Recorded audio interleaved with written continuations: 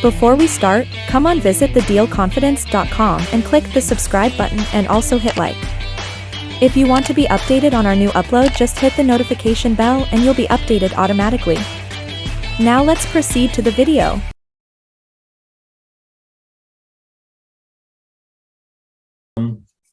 Let's talk about, just to remind you, we are talking Souley JV Deal and Tired Landlord. We actually touched seller financing, but we'll come back to that in a minute. But I want to talk about this property, 1903 West Reconciliation Way in Tulsa, Oklahoma. And I'm going to brag on Souley a little bit here. So Souley is in Georgia. Warner Robins, correct, Souley? Yes. Funny thing is when I actually started marketing this, I was in Illinois. I was okay. 3 hours west of Chicago, Illinois. Okay, cool. But I think that the cool thing about this is at no point were you ever in Tulsa, Oklahoma, correct? Nope, not at all. Okay, so Souley has never set foot in Tulsa, Oklahoma. And yet Souley was able to find a motivated seller. We'll talk about how in a minute, but found a motivated seller who had a tenant problem. And well, Souley, I want you to tell folks, how you found this deal and how you started talking to this seller, if you would. Okay. Yeah. So big thanks to you again. I appreciate you because you were part of the reason why. Well, you were the big reason why I found this deal, because a couple of months back you gave a presentation on how that was after you moved to Tulsa. You noticed how hot the market was, and you gave a presentation to all of us on the Facebook group saying that this market is hot. You showed us how to pull tired landlords eviction notices on the Tulsa court website, which is right there. So I basically followed the same exact steps. You showed us how to find the phone numbers. And this was basically free marketing. We didn't have to go skip trace or any numbers or anything like that. So I went on the website and I was pulling every single tired landlord list that filed for eviction. Now these are non-LLC, so just regular people that just want to be real estate investors. So I just put all of them on a spreadsheet.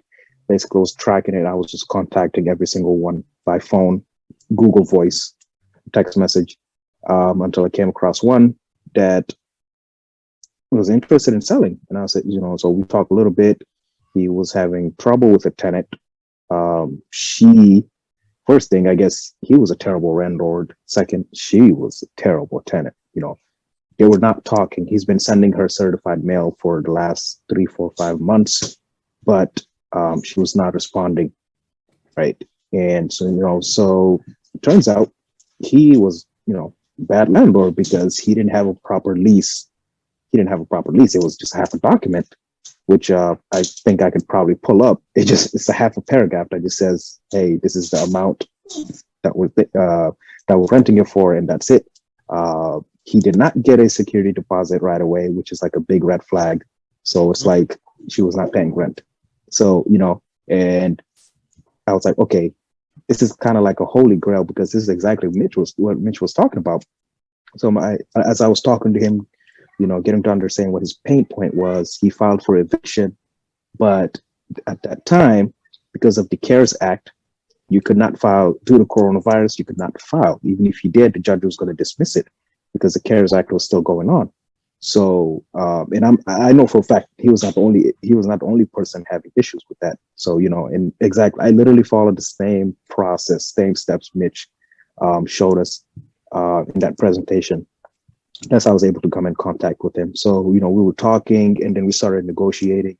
I finally got it under to 64,000, and then that's when I decided to bring in Mitch because I noticed that he was in Tulsa and I wanted to see how we could work together on this. So I reached out to him and we were talking, and Mitch really guided me through every single thing. Of course he was there, so he was able to help with basically just the whole process. I'm not sure if I'm missing anything, but that's pretty much how the conversation all started. And this all started back in October of last year. I was in I was in 3 hours west of Chicago, Illinois. That's when I got her under contract. Finally got her under contract in November, and that's when I was, working with Mitch, getting things started on that. Thanks, Souley. So I will say that you were doggedly persistent. This required a lot of hand-holding, a lot of contacting of both the landlord, attempts to contact and interact with the tenant. Turns out that there were actually two tenants. We didn't know that initially. But the key is that you stuck with it, and there were plenty of opportunities for you to go, this is not going to work, I give up. And you didn't do that. You continued to persist. If you're looking at the screen, you see, I wanted to pull up exactly what the state of Oklahoma, the county of Tulsa, provides to the public. There's no paywall. There's no magic incantation you have to provide to get this data. Anybody who has a computer can access this. Paul Bengal was the seller. He and his wife were selling the property, but here they were the ones who had filed this lawsuit. This is what an eviction suit looks like in the state of Oklahoma. And these were the tenants, LaShawn Mattingly and Alyssa Clark. And this is the eviction that was filed back in, you can see here, it was filed in August and it was closed in September. This is the one that got dismissed by the judge, as Souley mentions, because it was presented at a time when the CARES Act and the moratorium on rents was still in effect, so it got kicked out of court. But what I want to point to your attention is that what you're seeing here, and I know that there are some people on this call that will watch this video who are not looking at Tulsa, but are trying to pull this data in other places. The fact that Tulsa makes it this easy to access their data is a gift, and I don't know how long it'll last. I'm looking right now at a colleague of mine that's trying to do this same kind of concept, this tired landlord concept in Philadelphia, and Philadelphia doesn't make it quite so easy. So it's a function of how easy the courts in that county make it. Tulsa is one of the easiest I've ever seen, and I've seen a lot of these. And so let's talk about what we're talking about here. When a landlord doesn't get paid by a tenant, the landlord eventually will file a lawsuit called an eviction suit in most states. In Georgia, they call it a dispossessory, but it's basically an eviction suit that says, hey, my tenant's not paying me. I'm petitioning the court for help getting this non-paying tenant out of my property. And so they file a document and they submit it to the court, and the court gets involved in signing a judge, and ultimately, if all goes well, the parties will be brought before a judge. Judge will decide what to do, and justice will ensue. But here's the cool thing: this is Tulsa. This is the actual live. Well, it's not live anymore. It's past, but this is the data that's available in Tulsa. And check this out. I can click, and let's make sure you guys can see that. Can you guys see this document? I hope. Yeah, I can see it. Okay, this is the actual document. Not the actual. This is a scan of the document that Paul Bengal, the landlord, submitted back in August when he wanted to get these tenants out. And so all this stuff is, legalese. That's the address. But the important thing that you should note is, bingo, there's the phone number for Paul Bengal and his address, by the way.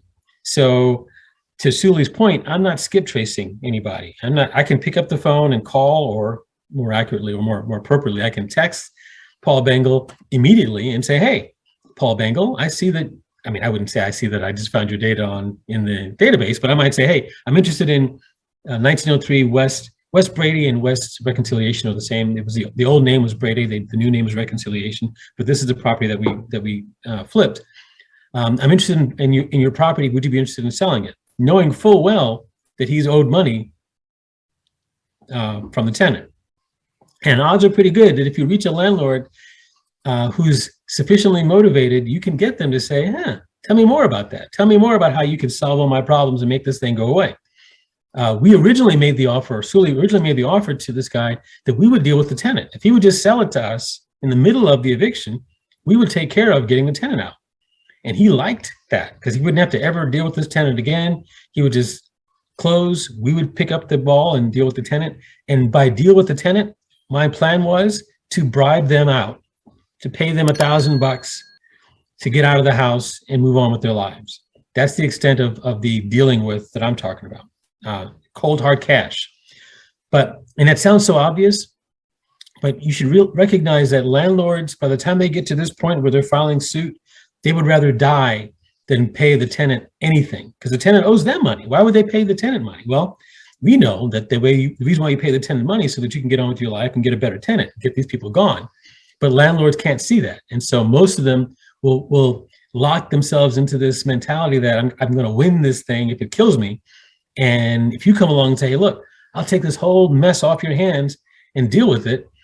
Oftentimes dealing with it just means buying the tenant out. Unfortunately, this tenant would not allow themselves to be bought out, which is weird. We tried for a couple of months to buy them out. They wouldn't let us do it. They ultimately just moved out on their own. So they saved us a couple $1,000 because they didn't require us to pay them, to buy them to leave. They ultimately just left.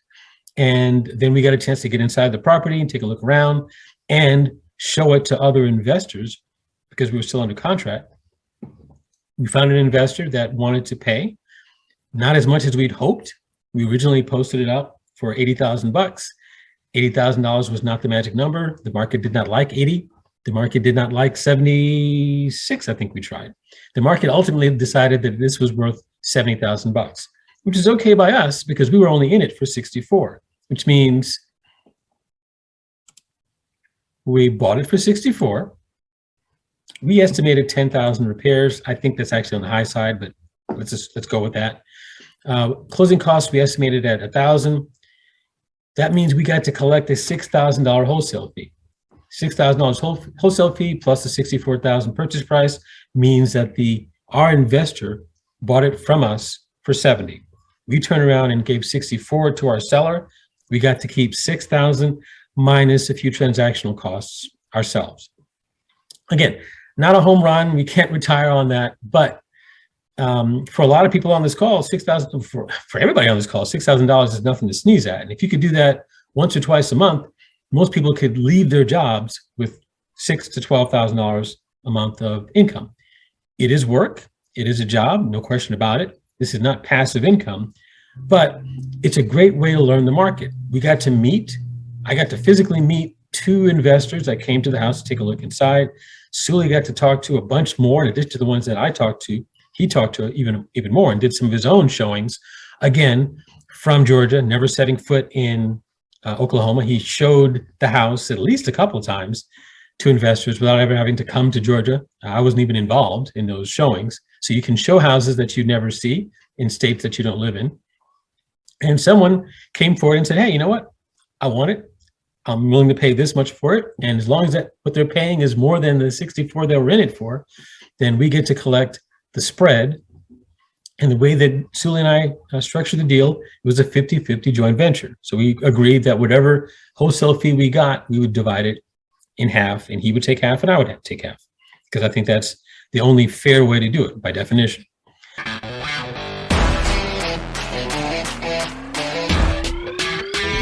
That's the end of Souley JV Deal clip.